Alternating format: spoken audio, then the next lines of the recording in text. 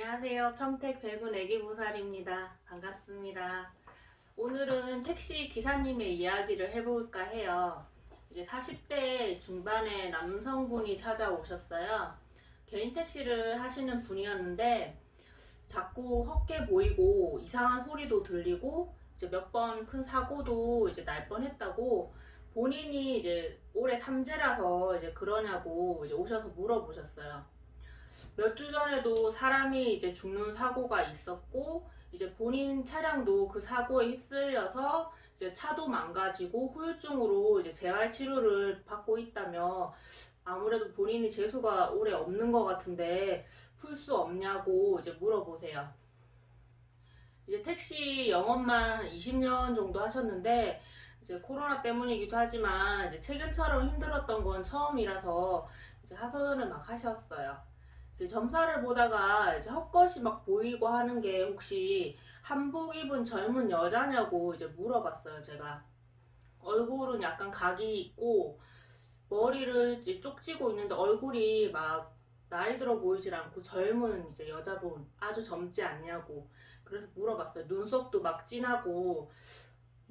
진하다고 얼굴 약간 각해지고 눈썹이 되게 선명하고 진하고 숱도 많다고 이제 대답은 없고 이제 놀란 얼굴을 하면서 저한테 혹시 보이냐고 이제 물어봅니다. 네, 보여요. 이제 고개를 끄덕거렸죠. 어차피 보이니까. 이제 손님이 한참 말없이 있다가 이제 조심스럽게 이제 물어봐요. 혹시 지금 옆에 자기 옆에 있는 거냐고. 웃으면서 그랬죠. 옆에 같이 앉아 계신다고. 손님이 막 기겁을 해요, 아저씨가. 이제 귀신이 붙은 것 같은데 이제 어떻게 떼어내냐고 혹시 자기 구태야 되느냐고 막 물어봐요. 이번 달 올해는 계속 경기가 너무 나쁘고 이제 나쁜 일만 계속 생기고 해서 일도 제대로 못해서 너무너무 힘들다고 이제 구태야 되면 돈이 얼마나 드는지 이제 걱정도 막 함께 합니다. 손님의 이제 막 얘기를 잠깐 듣고 있다가 일단 국 같은 건 안 해도 된다고 안심을 시켜드리고 이제 평소에 이제 거울도 안 보고 사냐고 물어봤어요. 거울 한번 자세히 보시라고 본인 얼굴을. 옆에 앉아있는 그 여자분이랑 본인이 엄청 닮지 않았냐고.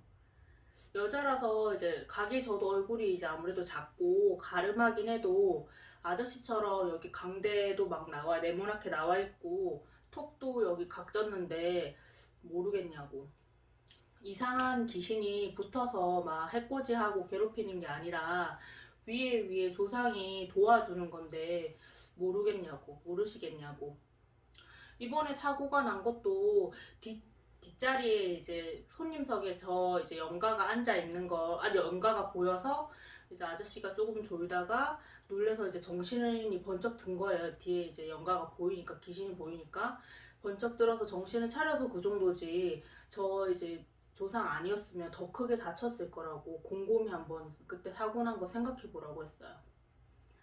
나쁜 귀신이 나타나서 재수가 없는 게 아니라 원래 차 사고가 엄청 크게 나거나 뭐 어딘가 이제 몸이 다치거나 크게 이제 다치거나 부서지거나 해야 되는데 목숨 멀쩡하고 타박상으로 끝난 거 아니냐고. 그만큼 큰 사고였으니까 한동안 기억을 되짚어서 곰곰이 생각을 하던 아저씨가 여자 연가 본 날은 이제 꼭 사고가 나서 찝찝했다고 이야기를 해요. 본인이 직접 당한 사고는 아니더라도 이제 코앞에서 큰 사고, 대형 사고가 나면 사고가 날 때마다 겁이 너무 나고 너무 찝찝하고 불길했다고 얘기를 해요.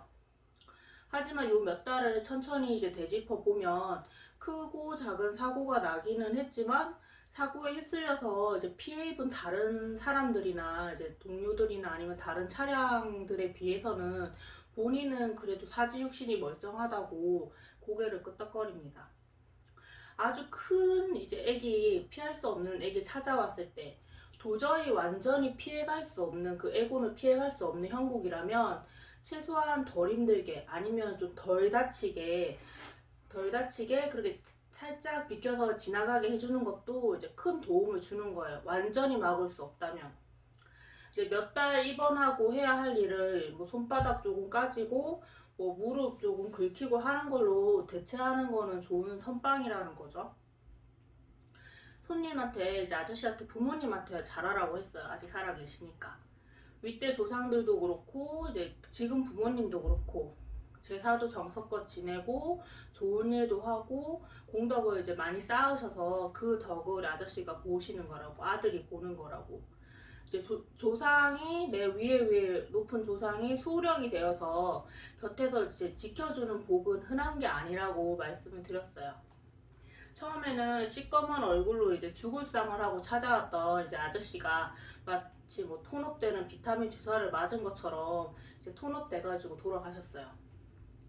가족이라고 해도 영가가 곁에 오래 머무는 건 사람한테 좋지 않다고 여러 번 말씀을 드렸잖아요.